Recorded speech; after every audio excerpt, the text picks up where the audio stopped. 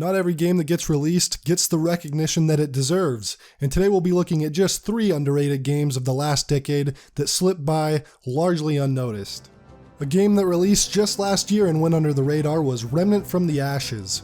From the developers of Darksiders 2 and 3, Remnant from the Ashes is one of the only games I bought without knowing much about it. I saw the trailer, it looked cool, and I bought it on that basis alone. And these days, buying something based on trailers is quite a gamble, and luckily Remnant didn't disappoint.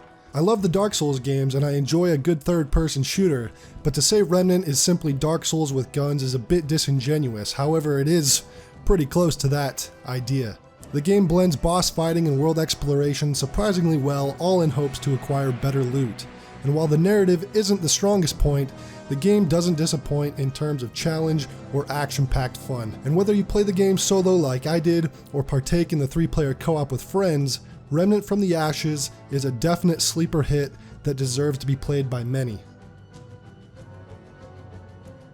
Call of Juarez Gunslinger. Man, I picked up this game a few years ago on a sale for $4, and after completing its hilarious and well-told 5-hour campaign, I felt like I'd robbed the devs for paying only $4 for this masterpiece.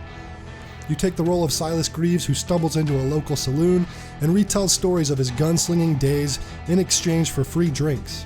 The locals are awestruck at first, as Silas is seen as a legend, akin to guys like Billy the Kid or Butch Cassidy. You play out his ludicrous and exaggerated stories in a perfectly executed Wild West action movie fashion, and when caught in his own lie during his storytelling, the game cleverly rewinds a bit and plays out more logically.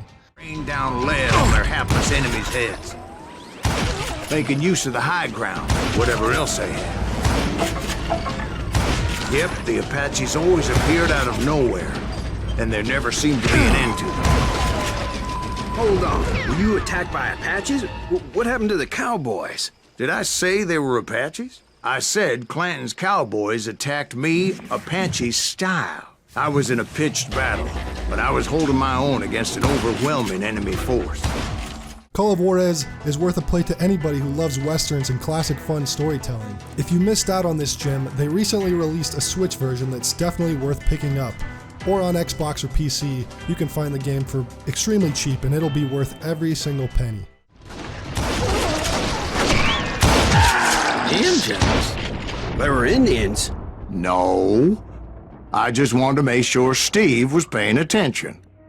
Now, where was I? You were following the Daltons through a swamp? That's right. See, Steve? Dwight's paying attention. No, I'm listening. I was just resting my eyes. Kingdoms of Amalur.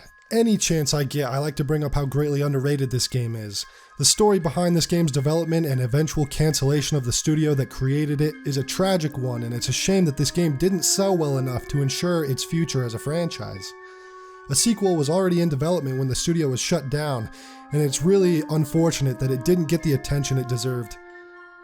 I can attribute some of that with being released only 3 months after Skyrim, but also being mismanaged with its development money that caused the game's development costs to be extremely high, and not being able to make back those development costs even though the game sold reasonably well. Despite that, the world building, storytelling, and deep lore really make the world of Amalur feel very real, and you can tell so many people put a lot of thought and care into creating it. It had some really great talent behind it, like Ken Ralston, who is the lead designer of Oblivion, and Todd McFarlane and R.A. Salvatore, some big names in the creative space, and their hard work really shows in this universe and in this game. But that being said, the story sometimes feels like it does take a backseat to the gameplay, and the gameplay is definitely some of the best I've ever experienced in any RPG, or any game for that matter. It's extremely addictive and fun, but also has a sense of mastery by learning how to pull off synergizing combos. A host of epic weapons can be found or crafted, and armor sets with great stat boosting effects are always worth chasing. There are some definite cracks in the game's design, however, like eventually reaching a point where your character is so overpowered that everything is a cakewalk. But Kingdoms of Amalur without a doubt is the most underrated game of the last decade that has a tragic story behind it, but there is hope, as THQ Nordic has recently acquired the IP and are hopefully working on either a remaster or a sequel for Kingdoms of Amalur. I hope whatever it is, it turns out to be as great as the original. That's going to do it for today's video. Let me know which games you enjoyed that were largely underrated this last decade. I know there's definitely a lot more games that were underrated, and I might do videos on them later. But anyways, thanks for watching this video, and leave a like if you enjoyed it. I'll see you in the next one.